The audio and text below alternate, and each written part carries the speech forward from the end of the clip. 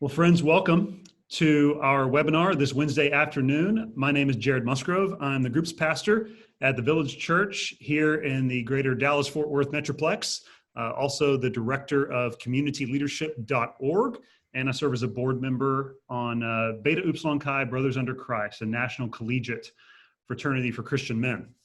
And so I've been excited about this conversation for quite some time. What we have today are several stellar panelists that have been assembled all around the idea of leading and launching small groups here in this COVID era that we're still facing.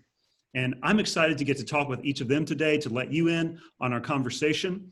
I want to share a little bit here at the beginning before we jump in with our first panelists that we are facing perhaps the greatest one another challenge each of us has had in our lifetime. How do we continue to practice New Testament Christianity, which as you look at the Bible is so physical in its practices, the laying on of hands, the gathering together, even taking communion, so many wonderful physical things that God has given us. How do we continue to lead those communities and practice Christianity in a time of physical distancing, in a time of pandemic? Our panelists are going to address that here today. We can get off track though, if we just focus on the frustrations that each of us has. And so our goal today is to bring you some hope, maybe even some fresh ideas that you can bring to your group's team, maybe your staff, your laymen and women who are groups champions leading in your space. That's our goal today. And I want to introduce each of our panelists, at least by name. You'll get to meet all of them face to face here in just a minute. First, let me say that we originally had Tim Lucas, who's the founding pastor of Liquid Church up in New Jersey. And Tim had to bow out very quickly. There is an emergency there on the East Coast due to the hurricane that he had to step out for. And so Tim, friends of Tim, maybe even members of Liquid Church, I think I saw a couple of you sign on here a minute ago. We are praying for you, praying for safety for all involved. And we are grateful for your pastor putting first things first. He's with his people and he's responding where a local pastor needs to be. So we're grateful for you, Tim. We hope to connect there again in the future. Up next, we've got Vivian Mabuni. Did I say that correctly, Vivian? I want to make sure. Yes, you did. Wonderful. Vivian is a substantial leader in the nonprofit world, having served several years with Crew, just raising up a next generation of leaders. And she and I are going to be talking some about what it looks like to lead the next generation through community, through groups, through even just some of the very real and current challenges we are facing, not just the pandemic. And so we're going to get to that here in just a minute.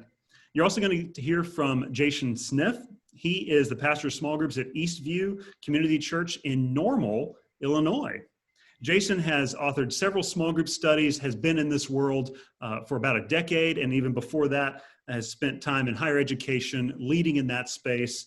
He is one of the co-authors on a book that is launching next week, and many of you have already pre-ordered if you're here on the webinar. That is Leading Small Groups That Thrive. And you're going to get to hear from Jason and his co-author, Courtney Davis. Courtney is a professor at Azusa Pacific University in communication management. She's going to be on with us talking about the real challenge of what it means to have community in an increasingly virtual world. I cannot think of a better person to lead us through that discussion. And then we'll also have today Amy Jackson, who's the founder and director of The Perch. That's a soul care organization. And Amy has even formerly served with smallgroups.com, with whom we've done some work as well. And so we're excited to have Amy on to talk about how we care for leaders in a time of this. If you've read Jason, Ryan, and Courtney's book, Leading Small Groups That Thrive, you know that leader care and investment is one of the most important things we can be doing as those who are small group champions.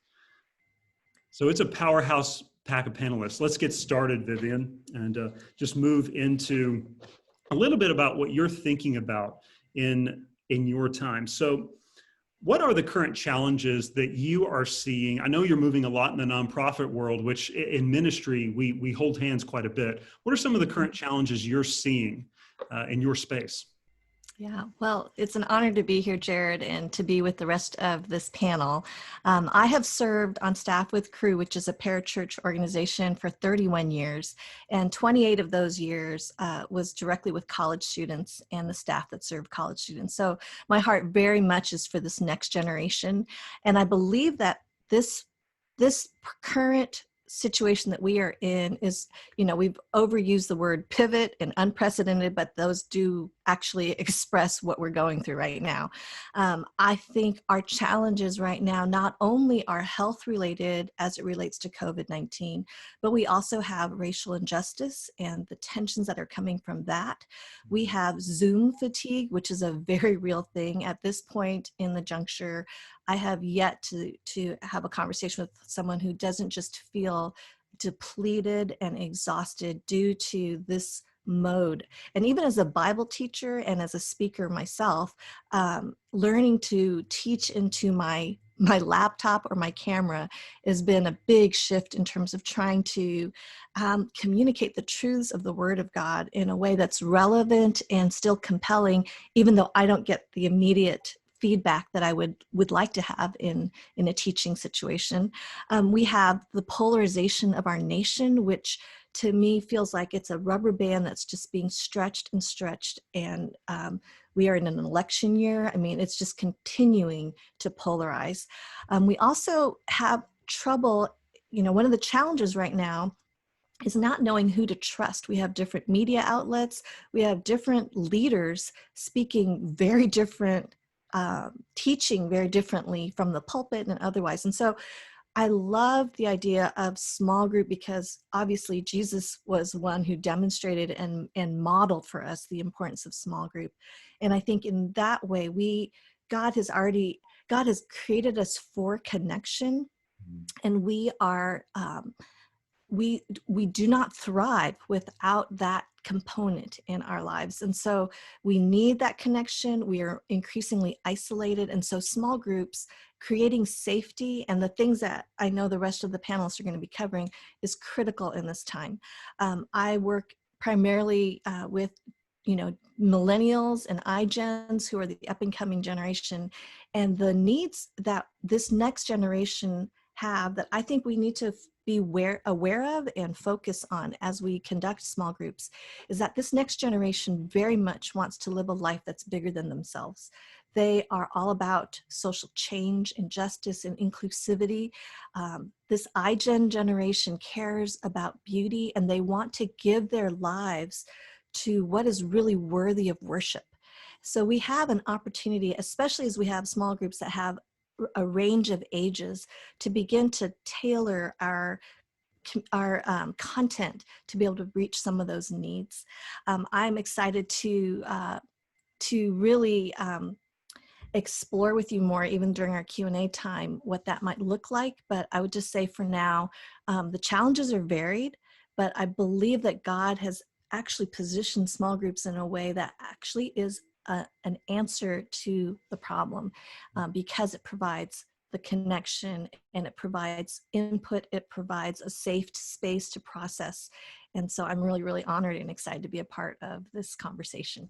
That's wonderful. May I follow up too, just as you spend so much time with the upcoming generation, and you mentioned issues that I think we all have with trust right now, but they Mm-hmm. especially just being so honed in on the emotional moment, Yeah.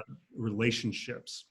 How are you seeing them affected in small group environments? What can we be thinking as small group leaders in order to create trust and Mm-hmm. even just safety for biblical conversation and relationship within small groups, particularly for iGen? Yeah, I really appreciate that question.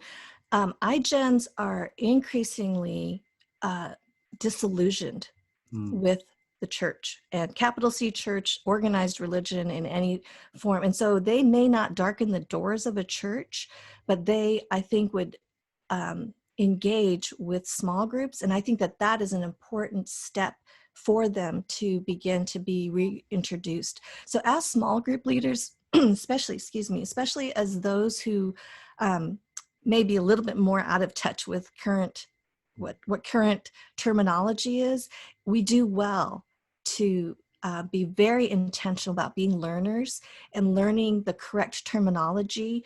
I'm talking in every department. So as we were talking about racial injustice, learning the proper terminology. If we are engaging with LGBTQ conversations, learning the appropriate pronouns and why, and just doing a little bit of homework to communicate value and communicate a learner posture. That is going to go a long way in terms of building that kind of trust and that kind of credibility to be heard. iGens are they are so familiar with texting as communication. So in person, some of them don't have those social skills and are needing to be in the environment to learn how to have a conversation.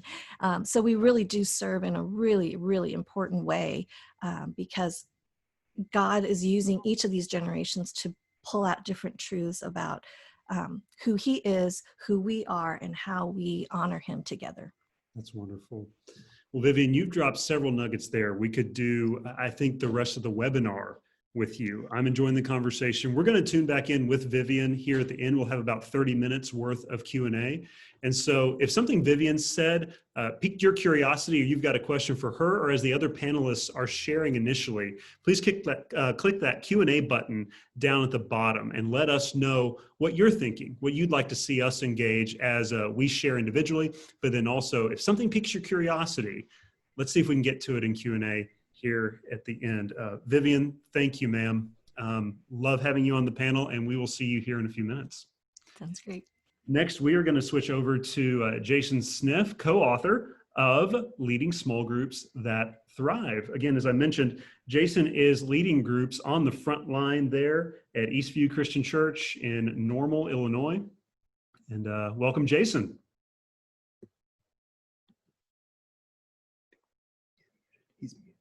Okay.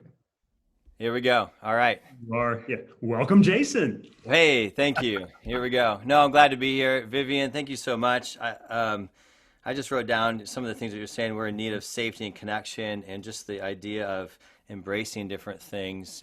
Excited to be here. Jared, thanks for hosting us today. Really my pleasure. Your pleasure, brother. So as two guys who are running the groups game here in a local church, I'm excited to talk to you and honestly learn some myself. How are you casting vision for your group's context right now during these days? Yeah. I think the big question for us is, can any of us ever really see this ending anytime soon? Or does anybody have a prediction as when this season, this unprecedented time, right, is going to end? And I don't think we have the answer to that. And I'm equating this to when my family started to go through this pandemic. It was right before spring break. So it was kind of both scary and fun, but we had spring break. And then the reality settled in like, this might be a long time. And so we had to switch our mentality from surviving to how do we thrive in the midst of this time that we don't have a lot of answers in. And that's kind of the backdrop of how I was thinking about today.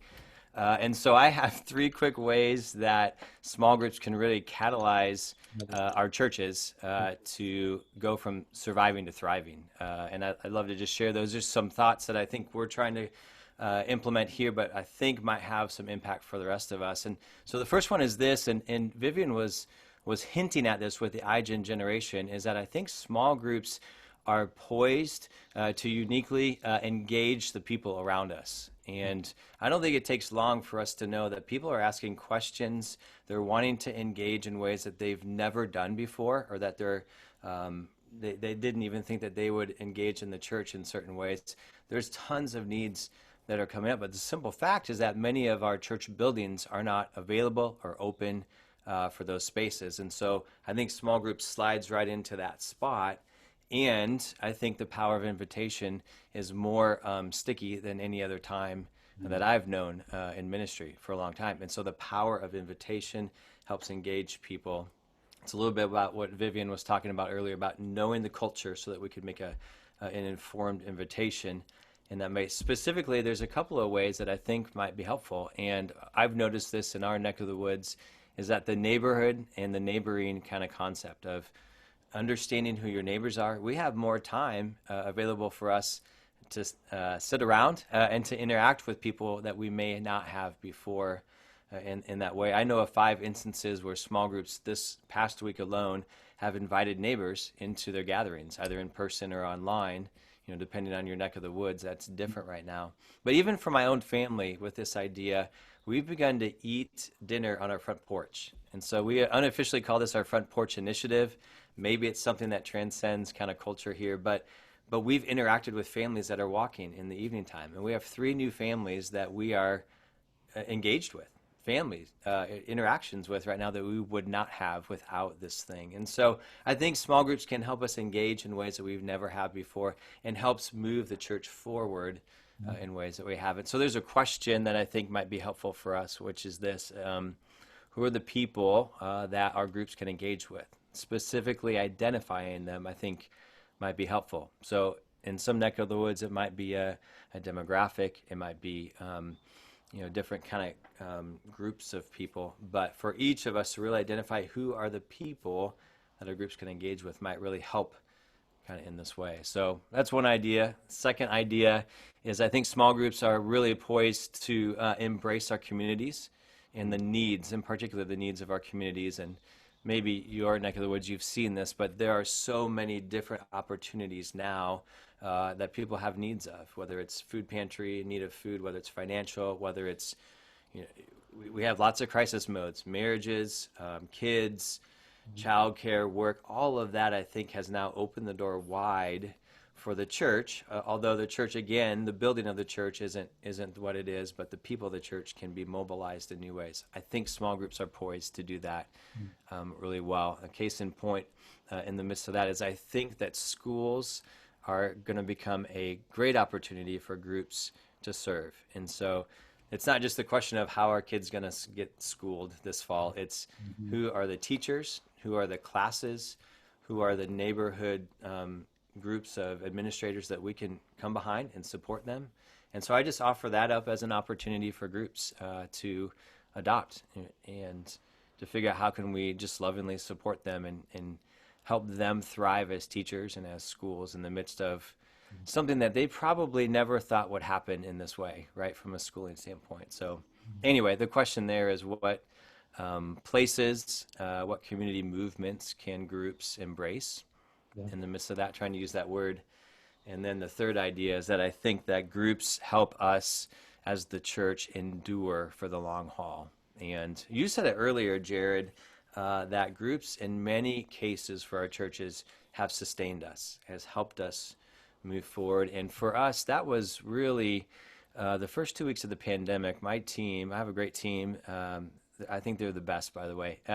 But we really tried to say, how can we shift everybody online as much as possible? Because not because we just want them to continue, but we're going to need one another in the midst of this. Now, more than ever, when we're trying to be pulled apart socially, we need to find unique and creative ways to stay together and connect with one another. And so that was a goal, and we've seen some fruit in that. In fact, our support groups, we call them care groups here, for the first time ever, they had asked to continue on once that session was over. We run a semester-based kind of approach, and they all were unanimous. Can we keep going on Zoom? And it was because they need one another. And so I feel like small groups provide. That Vivian mentioned was there. That trust. Yeah, right on. And the safety, that Vivian was talking about earlier, the connection. Jared, you guys do this well. I've been spying on your guys' ministry. You have some great resources that you've been doing with your groups to help them, I would say, endure, just to use it in line with these 3 E's today. But whatever we can do to help our church care for one another is really going to be vital, I think, in the midst of that. So I think small groups help us engage, they help us embrace community needs, and I think they help us endure for the long haul. So the question with this idea is this: what does your church family need to effectively endure this season? If it's 2 more weeks, if it's 2 more years, heaven forbid, what do we need to do to help our church endure in the midst of that? With your local pastor's heart, Jason, I see you asking questions of what can a group do in their particular context. Yeah. Because different areas of the nation are going to be different. They already are. as far as openings, closings, increase in cases, decrease in cases. I love that focus on the local church. This really is a time for small groups to shine. You've led us well in that discussion, sir. If you've got questions for Jason out of anything that he mentioned, or maybe it got your thinking going, you can put some questions down in the Q&A as we continue to move on. Next up, we have Jason's co-author on leading small groups that thrive. She has become a good friend, Dr. Courtney Davis. She is Associate Professor of Communication Management at Azusa Pacific University, and she uses that not only in the classroom with her students, and I have seen this personally, also in being a small group champion in her local church there in Southern California, helping groups and organizations communicate better. So Courtney, welcome on. Want to thank you, Jason and Ryan, for the book. I found great principles in there. I know some of them just coming directly from you and your experience. So can you help us thinking about connection, trust, local ministry? How does all of that tie in if we're forced to be virtual with one another? Because right now I'm looking at my camera, but if I'm looking at your eyes, I'm doing this. It's a communication that's hard.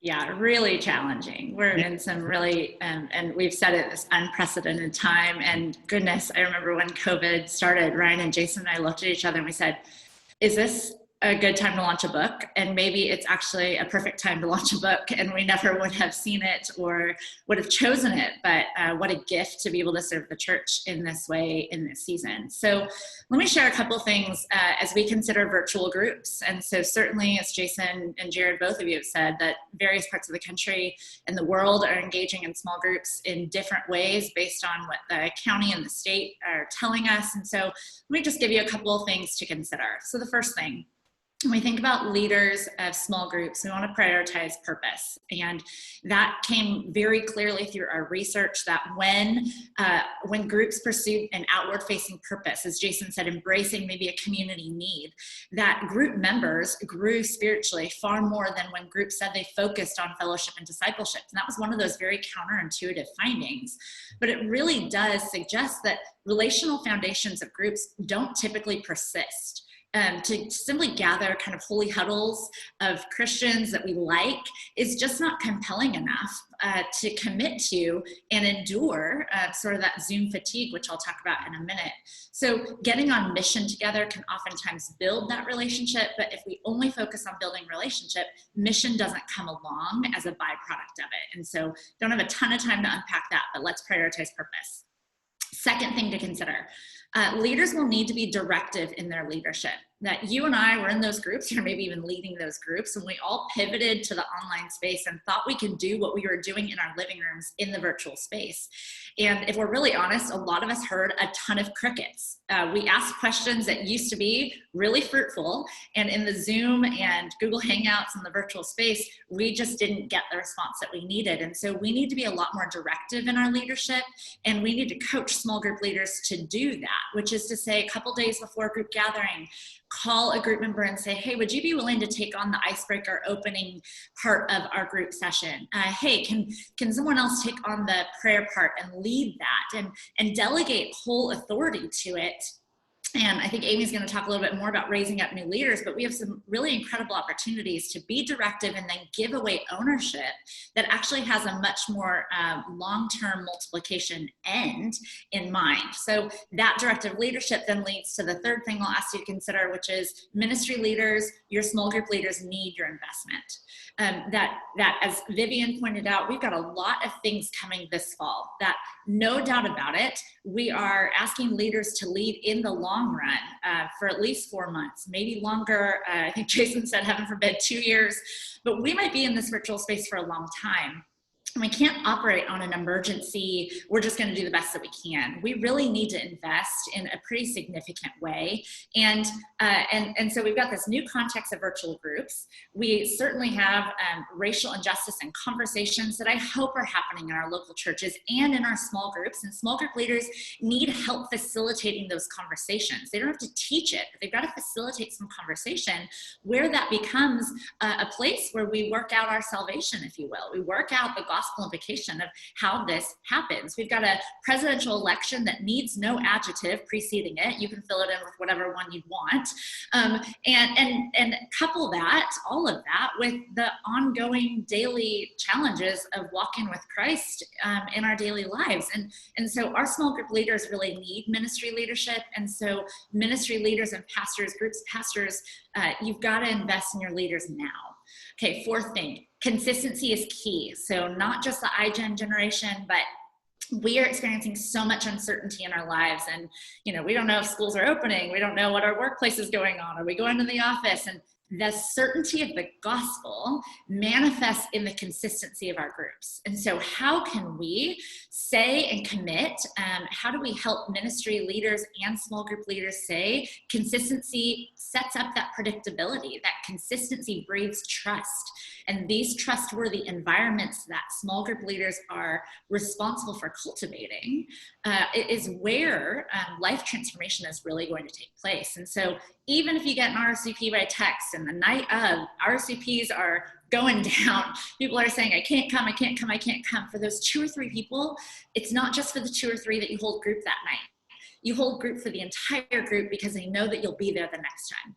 Right. Okay, fifth, we talked about trying to alleviate this Zoom fatigue. And so, there's a lot of research that says that psychologically, physiologically, mentally, emotionally, Zoom is really challenging. And as a professor looking at teaching online solely in the fall, trying to engage students' engagement with the content is exhausting. And so pre-COVID, small groups in the church used to be a welcome respite from the rest of the world.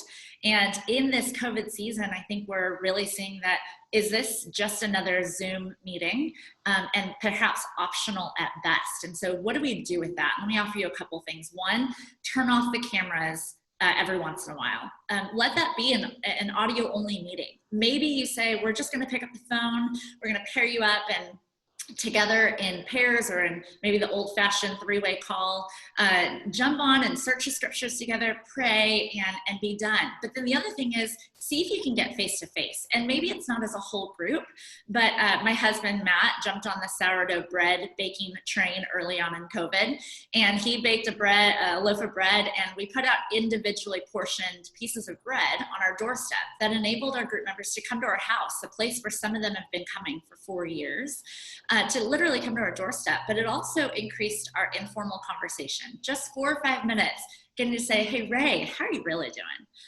Angela, I'm so glad to see what you're posting on Instagram, but what's really going on? And just getting some more informal interaction. Some of the research that we did says that the leader's commitment to the group outside of the group meeting has a huge impact on how people grow spiritually. And so that commitment can be seen as we engage sort of face-to-face. So certainly, as many of you have said here, that the church and parachurch ministries face some pretty big challenges this fall, but when done well, even in the less than ideal virtual space, God can still grow his people to look more like him, especially when we do these things: prioritize purpose, be directive in our leadership, invest in our leaders in significant ways, set up consistency for leaders and for members, and certainly try to alleviate that Zoom fatigue. Yeah. The word that comes to mind as I hear you talk, Courtney, is clarity. Clarity. Yeah, clear is kind is what we say in our recovery groups here. To be clear is to be kind, and even invite some of that trust that has been a theme that we have been just popping up that each of you have mentioned.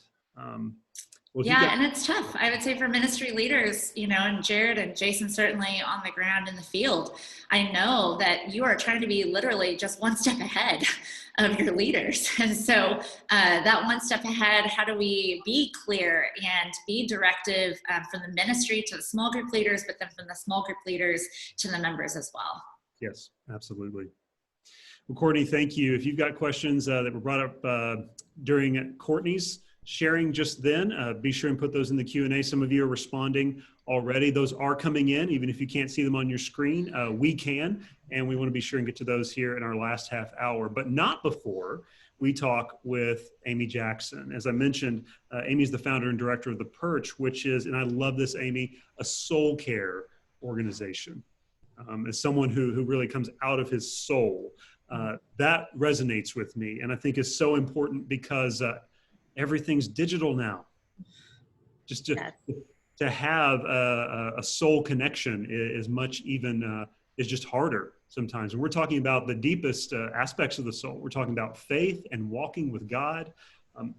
How can we help, particularly our leaders? Because leading small groups that thrive, one of the things I took away from it was that leader care and investment is the most important thing we can be doing for our groups ministry. So can you help us just with some thoughts that you have on how can we be caring for our leaders specifically? Yeah, absolutely. And you've hit the nail on the head. We are in unprecedented times. We are doing everything virtual, everything. Earlier you said the one another challenge. I mean, all of those are so physical. How do we give the holy kiss if we can't even be in the same room? And so it's so difficult. And so, we all know that small group leaders are on the front lines of care congregation. And that is always true, but I think it has never been more true than in this particular moment. Absolutely. I think our churches are existing and are continuing because of our small group leaders right now. For many of us, your small group leader is the actual person that you have contact with, whether virtually or in a, socially distant physical way, but that's the person that you're actually seeing from your church or the people in your small group. And so just to keep that in the front of our mind that small group leaders are on the front lines of care. And so I truly believe that the best way that we can develop our leaders right now is to really encourage them to focus on their own soul care and their spiritual growth. Because we know as leaders that to care for others well, we have to be caring for ourselves. It's a overly used image, but I think it's overly used because it's so good that we have to be being so filled up that we're actually overflowing, spilling out God's goodness and love and peace and grace to those in our care. And so we have to encourage our small group leaders to do that well during this season. So I want to give a couple of quick ideas for how we can do that. But first I want to say how we should not do this. Here's one just quick way. Do not do this. We don't simply want to ask, hey, are you reading the Bible? Are you praying? And there's a couple of reasons why. Number one, it's a yes, no question. If you've been in small groups for a month, yes, no questions are out. Don't do it. But secondly, it really is problematic because it reduces our soul care to tasks on a checklist. And we all know that soul care is really about connecting with the God of the universe. It is about this meaningful relationship. And so we don't even want to insinuate the idea that it could be just tasks on a checklist that we just get to tick off. And the third reason it's really problematic is because it really oversimplifies soul care and spiritual practices to really two things, Bible reading and prayer, which are wonderful practices. But even within them, we have a rich history in the church of so many different ways that we can read scripture and interact with scripture and pray. And so I want to give you some ideas for what we can do instead to really invest in our leaders and help them invest in their own soul care. So the first thing I want to say is just to ask them this question instead. How are you being changed by your time spent with God? How are you being changed by your time spent with God? Maybe a different iteration for you could be, how has your time with God challenged you lately? Or how has your time with God encouraged you lately? These questions really get more to the heart of what we're after. How are you being affected by connecting with God in meaningful ways? So that's the first thing, is kind of shift our question to actually get to the heart of what we're asking. How are you connecting with God, and how is that connection actually impacting and affecting your life? The second thing I want to just really encourage you to do is actually equip your leaders to do this well. And to do that, we're going to provide a variety of tools and examples for spiritual practices so that they can do this at home. And I just want to really normalize this right from the beginning, that when we shift seasons, whether it's from fall to winter or into new seasons of life, I mean, not to mention pandemic life, election year, I mean, all sorts of things, right? Anytime we have a shift in our life, it is completely normal and okay to find that the spiritual practices that we have depended on may just not be as meaningful to us anymore. And so I think rather than letting that turn us into like a spin where we're like, oh no, what's going on with my faith, my relationship with God, I think we just need to encourage people that's okay. And there may be some new ways or some new old ways that we can pick up to connect with God in meaningful ways. And so let's normalize that and just help people find those ways and actually jump the curve and already start providing resources so that we can help people who may kind of feel in a funk spiritually connect with God in meaningful ways. And so one really easy way that I would recommend doing that is if you have a monthly email you send to leaders, if you have a Facebook group, however you're connecting with leaders, but to regularly share some practices that they could do on their own, and to do a variety of things to really expand their imagination a little bit, but also to really normalize that there are all these ways that we can connect with God. So it could be sharing an article about breath prayer. Breath prayer is one of my very favorite types of prayer during this time. It could be a link to a guided spiritual or a guided scripture meditation that you found. It could be a podcast on grieving well. Oh my goodness. It could be a 7-day devotional series that you found through a Bible app. It could be a journaling prompt. It could be even a story of how one of the leaders in your ministry is really connecting with God, whether it's through their daily walk or doing something with their kids, to share some of those stories to help people imagine a little bit wider what it looks like to connect with God in meaningful ways. And I know that as people who put together those emails for leaders, it can be really challenging to come up with that content. And so I want to encourage you, if you are that leader putting together the email, to find places and organizations that can help you just have those things and you can share them. So the Perch is one of those. You can find us at the Perch Place on social media. There's so many organizations, so many leaders that are sharing wonderful things like that. But just to even just copy and paste and share it with your leaders so that you aren't always having to come up with the content. And again, we don't want to share these as like homework that all the leaders have to do. In fact, I would encourage you not to follow up with them and say, what, how'd you do with this one? How'd you do with that one? But to, again, provide lots of experiences and ideas and opportunities for them to do this on their own. Yeah. What you're talking about is kind of soul stirring, if you will.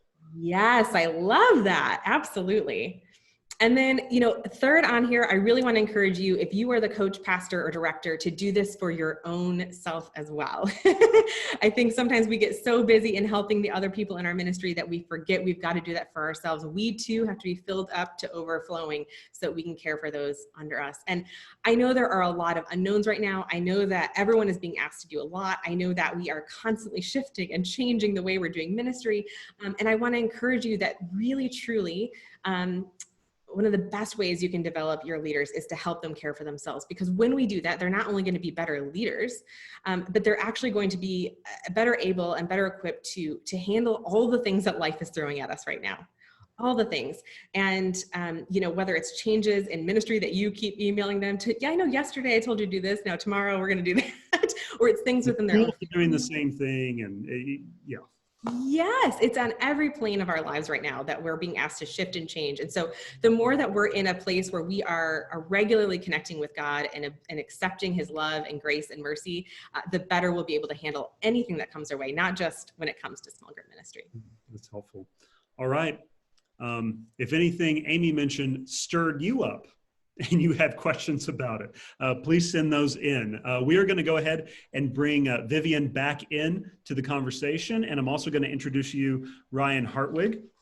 He is also one of the co-authors of Leading Small Groups That Thrive. And so we have our 3 authors with us, and then also fellow friends. And let me say too, as we're adding those friends in, one of the things that made me most excited about the book, guys, was that you did it in community.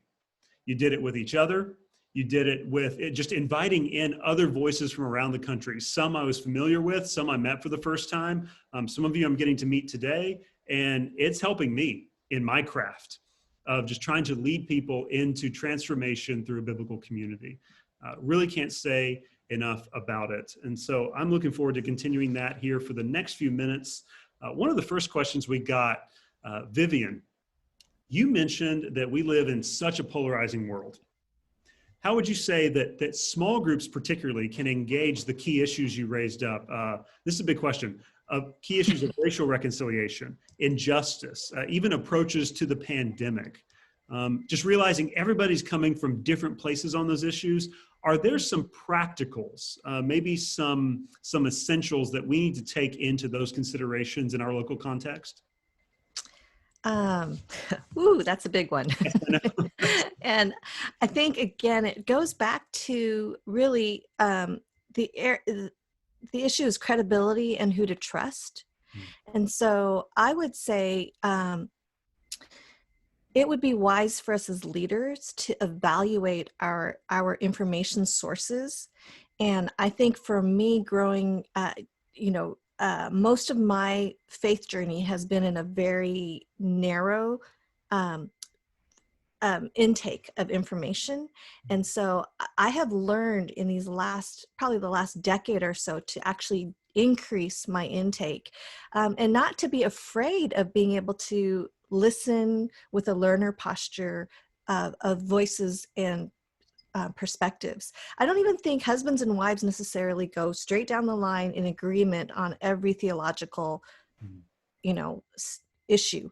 And so in the same way, obviously in a small group, there needs to be room to be able to bring up different pieces without it derailing. So this is again where I think leadership is so key, and what has been shared by Courtney and others, just this is really, really important to create that safety to be able to talk about and explore and understand that we don't see the end of the story. So sometimes it's these younger ones that are helping the older ones to kind of get up to speed on some of these issues, so it's us all together. So again, I think often my viewpoint, as an Asian American woman, I'm going to bring my culture and my heritage, into my lens by which I read the scriptures. Even we just do well to have a wide range of input. So as a woman, I benefit from the input of my brothers. I also benefit from the input of singles, and I benefit from the input of people in different socioeconomic places. And so that's where I would say very practically, increase the reading list, increase the information list, increase the newscast that we participate in, go outside of the country even and kind of learn about what's going on. And that would be, I think, a starting point. Yeah, I would say that. And on my Instagram, I have several books that I've recommended specifically regarding racial injustice. That's great. What is your Instagram handle for those that are at Viv Mabuni. At Viv Mabuni. All right. Yes. Can I just jump in? One of the things that I've seen done really well is to think about those varied sources and invite a whole group to read them together.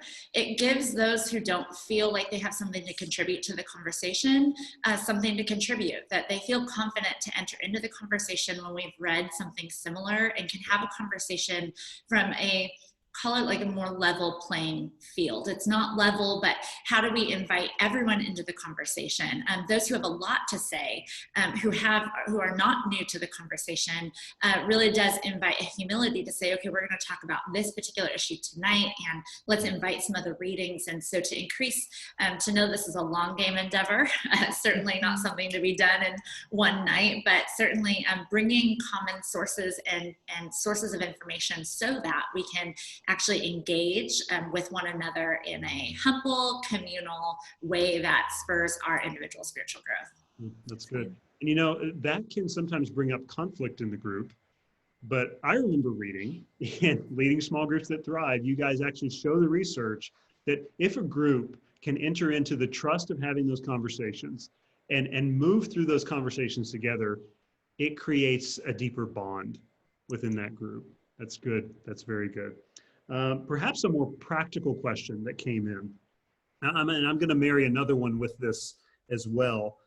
This will just be for the panelists. Maybe Jason, you could take this one as you're captaining small groups there on the ground. How do small groups fit into what are just varied Sunday morning openings or not, if you're planning those things?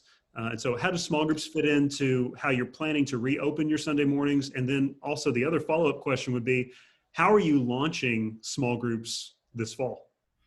Yeah. Okay. Two big questions. Easy answers here, Jared. Real easy. No, I would say this: if we can shift our mentality a little bit from the Sunday standpoint to think of small groups as microsites, micro churches, maybe to use some of that terminology without kind of muddying the waters a little bit, then I feel like that opens the door for groups to do watch parties together. To have maybe even with all the different types of restrictions of gathering and sizes, I think small groups probably fit into all of them, unless it's a shelter in place kind of idea, whatever that right term is for each state. And so I think it mobilizes a Sunday morning experience to become more active. Maybe it opens the door to that neighboring idea and invitations.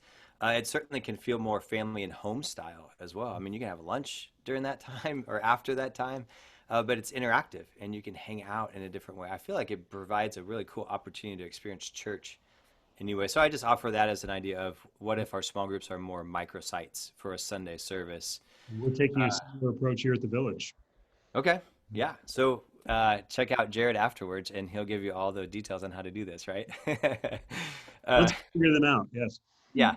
The other question I think was how do we launch groups? And for our context right now, we literally are about ready to start a new all church study. So like a campaign kind of thing, 6 weeks in the book of Exodus of all things.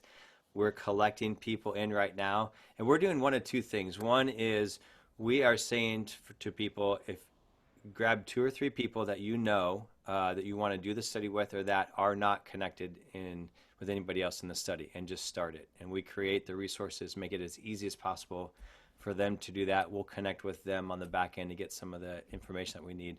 The other thing is as people raise their hand, so to speak, digitally, we're actually going to just do an online connection the day that this study starts. And we're demographically based, so we have young adults, empty nesters, couples, women's, and everybody that comes in, we'll preform that. We'll come on this kind of a format, and then we're just going to say, hey, here's your group for 6 weeks. Here's the 3 things that we'd love for you to do every week.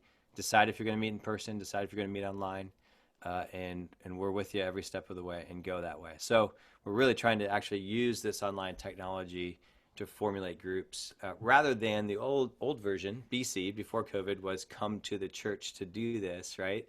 And that was a limitation. So, we're kind of just shooting it out there and see what happens in the midst. That's one idea of how we're starting groups. One other way that I've seen it done really well is it gets to the conversation that Vivian was just talking about, and what the question that you asked can be topic-based in the midst of it. So social injustice, racial inequalities, doing a shorter, 4 to 6 week kind of version of that might engage some people that wouldn't jump into the idea of a small group for life kind of thing, which I think is out the door anyway. But anyway, those are a couple ideas for you there. That's good. Thank you, Jason. Amy, just very quickly, you mentioned something called a breath prayer. Can you say a little more about that, just very briefly? Yeah, so a breath prayer is actually a really ancient type of prayer, Christian type of prayer, and it's simply coming up with a sentence-long prayer that you attach to your breathing in and out. So the simplest way I do it is as you breathe in, you say or pray a name of God that's meaningful to you, and as you breathe out, you say or name your kind of desire. So last night I was having a night, and my breath prayer was, Father God, you are cradling me. Father God, you are cradling me. And so that could be a simple one, but it's a wonderful way that you can do it for a moment, or you could do it for 10 minutes.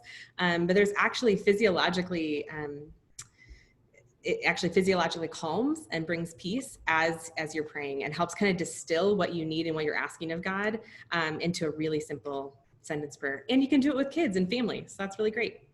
Yeah, that's helpful. Perhaps even as a group? Absolutely. Absolutely. That's good. Well, this question I will just, I'll throw out there along this line.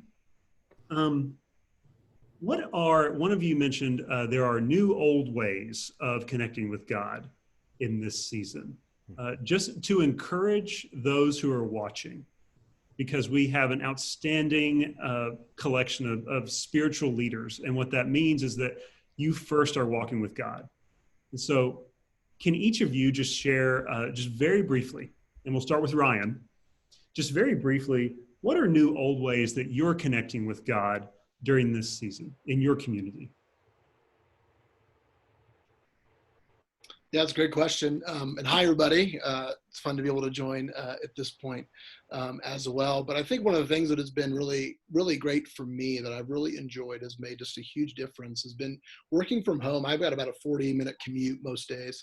But being able to work from home, I get home quite a bit sooner, right? Because I'm upstairs, right? And then I wrap up my work day and I walk downstairs. And that either gives us as a family some time to be able to hang out prior to dinner, or maybe we have dinner and then we go to the park and so on. And I'll just say that time of just having that kind of that additional time at home and time around our dinner table or time on a walk or just slow down and so on has been so good for my soul. I know I'm one of those people who I crank it pretty hard and am going pretty fast most of the time. And this forced kind of slowdown has been really fantastic. And I think that has enabled me to kind of engage with the Lord in some different ways as well, just as my spirit kind of has settled a little bit more. And so, I'm actually back to the office. I came back to the office on Monday. I'm in my office today, and I'm kind of sad, right, that I've kind of lost this. I'm mourning this a little bit, that I've lost kind of being this being home and so on, because that's been a sweet season there. So want to think about what that looks like for me as we continue to move forward. Yeah. How about you, Vivian? What are new old ways that God is encouraging you in your walk these days? And you can include your community in that as well. Sure. Probably the new old ways. In the same way with Ryan, the slowing down. My husband started a vegetable garden. And I'm like, I can't grow things. Like, seriously, a succulent dies under my care.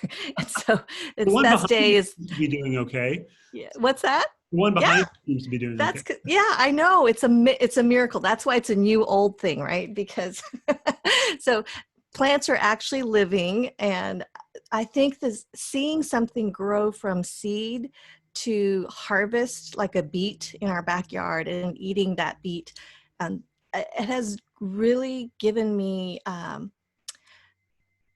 instead of the prepackaged grocery store experience, it's really caused me to slow down, to really begin to appreciate the spiritual principles of growth and time, and really the creator of the universe with flavors and textures. And so it's really been a worshipful experience, and I've been really unexpectedly blessed and pleased by that.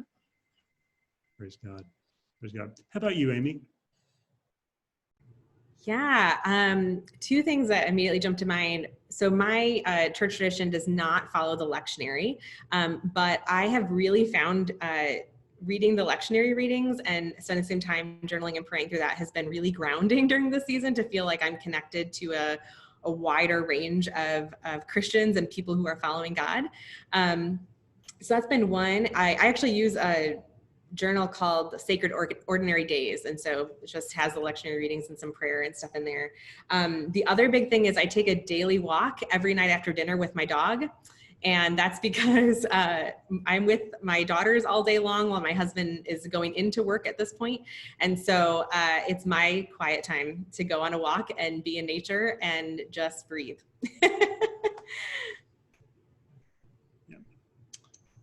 Professor Davis, what are some ways that is just refreshing you in these days? Yeah, earlier this year, it was almost like the Lord knew this is all going to happen, but I read John Mark Comer's The Ruthless Elimination of Hurry, and that coupled with Tish Harrison Warren's Liturgy of the Ordinary, I think I started to invest in reading liturgies. And so Every Moment Holy came out with a book of liturgies. And I really appreciate not having been raised in a Christian home, a really good home, but really understanding and embracing liturgy at this stage of my life has been a beautiful pause that I'm given words that resonate with my soul. That's good. Pastor Jason? Yeah, there's a couple of things that come to mind, and similar to what has already been shared. But I think for us and our family, it was to take more time each morning with our family devotions. So before COVID, it would be 6:55 to 7:08 a.m. all together in the family room. Verse of the day, one prayer, move on. Everybody's got to go different places. But now I ran across, it's called a Kairos journal, and it was a Facebook ad, and I was like, oh, this is great. But now we take our time, and one of the things that I think has been helpful, and it creates a different spirit for us, is to look backward the day prior and just say, what's something that we were really grateful for from yesterday? And that starts our day off, and I've tried to log that down.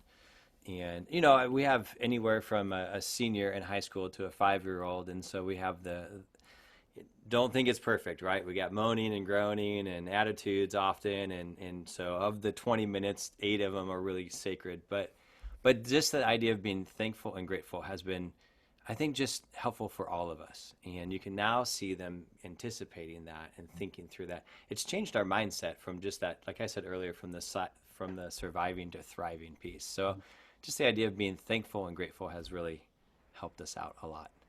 That's wonderful. Thank you, guys. Fun to get to share a little small group with you all, and maybe even just some solidarity. We're all navigating this together. My final question is for Amy and for Viv to team up on. This is a Jared question. What I'm noticing as a pastor is that every single one of us, men, women, and children, are all at some point of the grief cycle right now. Denial, denial, anger, bargaining, depression, all of it. It's like we move in and out of them. And one thing that I'm having to learn to navigate in leading groups of people who are all just bouncing around in that cycle, because we all are experiencing some sort of loss here. Life is not normal, at the very least. How can we help give grace and just knowing that people are in different stages? That's a big question, but would you sisters have any advice for pastors and leaders like myself, just recognizing that everyone is grieving? How can we minister to them? I'll start. I think one thing that I've been really trying to do with my community is express that we truly are all in a state of grief. We all have losses. And I think to really say, like, no matter how small it seems, it's okay to call it a loss. I think what we often want to say is, oh, well, it's not as bad as that person, or, just my kids are not getting to go to school, but that's not as bad as someone who actually has been sick. Or, we always say it's not as bad as, and it actually minimizes the fact that we still have experienced loss. We don't have to do the comparison game. And so I think to actually invite people to name the losses that they feel, how big or small, and to actively invite them to hand those over to God. And also not be quick to jump to, but here's the good thing, or here's the silver lining. I think rather than buts, we can say we are human beings who part of our human experience is to experience both loss and joy. And we can hold them together at the same time. And so they don't cancel each other out. We don't have to say, but silver lining, but just to allow people to name their losses, to sit with them and to say, yeah, it stinks. Like, yeah, this really does stink. And then I think when we can do that for ourselves, we will be able to allow a little more grace. Like you said, oh my goodness, we're all at these different stages, the anger one and there's all these different stages. And so when we're in that group, it gets a little chaotic.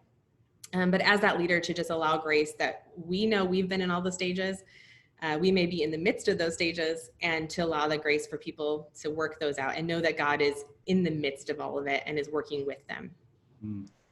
So many Psalms are coming to mind as you're talking, where there was grief and joy a couple of lines apart. Yes. Yeah, would recommend that book to anyone who's watching. The Book of Psalms. It has endured for some time. Oh, so good. I'm a cancer survivor. And so when I went through my breast cancer journey a number of years ago, what I recognized was that my emotional sponge capacity got maxed out and I could not hold anymore. And during that time, I think there was a huge earthquake in Haiti, and I wondered why I felt so calloused toward the loss of life and the destruction, and recognized all of a sudden that my emotional sponge was maxed out and I could not take any more in. And that was not a permanent condition, but an honest space and place. And so for all of us going through grief and loss, whether it's a funeral and a memorial service that is unable to be attended, I have students or now staff who are getting married and they're not able to have the ceremony that they wanted, and on and on and on, graduations, etc. That our emotional sponge gets maxed out, and it takes time to have that squeezed out a bit. So as leaders, if we could recognize that and speak those words of grace to those in our small groups and in our communities, it just kind of gives a little bit of like exhale, like I'm not crazy and I'm not calloused and I do care, but I'm maxed out and that's okay. And the other piece that kind of goes with that is when I think about the cancer journey, I was getting recipes for the cure to cancer, and if you eat these mushrooms from the Amazon, et cetera, all well-meaning, all unsolicited. And so in understanding even that, giving grace to myself and those around me, is that we have never been in a worldwide pandemic before. We have no idea how to do this thing. And so in recognizing that, we can then give grace to people who are getting into all the conspiracy theories, and they're like a little bit, wonky, loopy. And, it's like, it's a control. We want control, and we completely feel out of control. So learning to give grace to ourselves, learning to give grace to others, and as leaders, being able to communicate in even word pictures to help people navigate. No, that's very helpful. That's very helpful. I could spend the rest of the afternoon with each of you, and certainly us together. I've enjoyed the conversation today. I hope that if you're tuning in, either here live or maybe you're watching this afterward as a resource, that you have found a source of encouragement from the fellowship here. And again, just kind of driven by the upcoming release of Leading Small Groups That Thrive, really one of the most helpful groups books I have read in the past decade of ministry. There it is. There it is. Oh, also available in digital. So panelists, thank you, each of you, for sharing some of what God is doing in your life and how he's leading you in your context. Jason, Ryan, Courtney, thank you guys for what has been a multi-year project and giving us some fresh research and insight into a very ancient thing, small groups in the local church. We're praying for you. If you're a small group leader, that the Lord is using you powerfully in your context. We believe he is. May he just continue to push his kingdom forth, even amidst a worldwide pandemic. Thanks, Jared. Can I say one thing about just some resources real briefly before we go? Great, Ryan. Yes.